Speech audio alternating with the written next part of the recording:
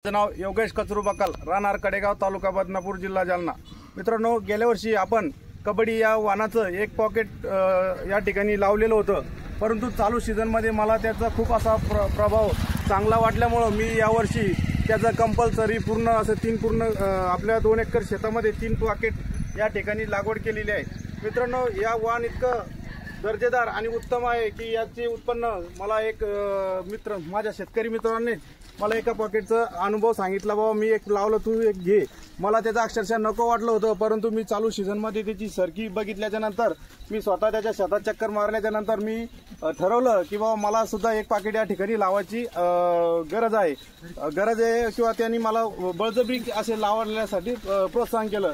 मित्रांनो, मी एक पॉकेट घेतलं। मला त्या वर्षी चालू सीझनमध्ये 15 क्विंटल कापूस या ठिकाणी झालेला होता, परंतु चालू सीझनमध्ये तुम्ही अक्षरशः बघू शकता माझ्या सरकीला आता सध्या 70-80 परिपक्व बोंड या ठिकाणी पकलेले आहे।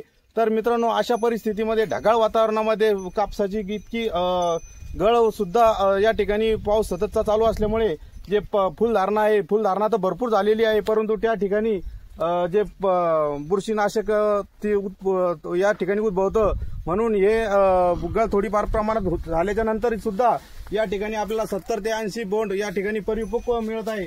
तर पूर्ण हा प्लॉट माझा 2 एकरचा प्लॉट आहे। तर मित्रांनो, मी तुम्हाला सर्व शेतकऱ्यांना एवढी आव्हान करतो की मी तर लावलाच, पण तुम्ही बी या पॉकेटचं, जे शेतकरी 2 पॉकेट लावले असेल त्यांनी 4 पॉकेट लावा, ज्या शेतकरीने कत्ताही लावलेलं नसेल त्यांनी 1 पॉकेट का होईना दुसऱ्या वर्षी या ठिकाणी कबड्डी या वाणाचं लावावे। आणि त्या सगळ्यात उत्तम म्हणजे कोरडवाहू शेतकऱ्याला सुद्धा हा वाण चालतो, बागायतदार शेतकऱ्याला सुद्धा हा वाण चालतो। आणि मित्रांनो, सर्वात जलद गतीने हा वाण येणारा वाण आहे।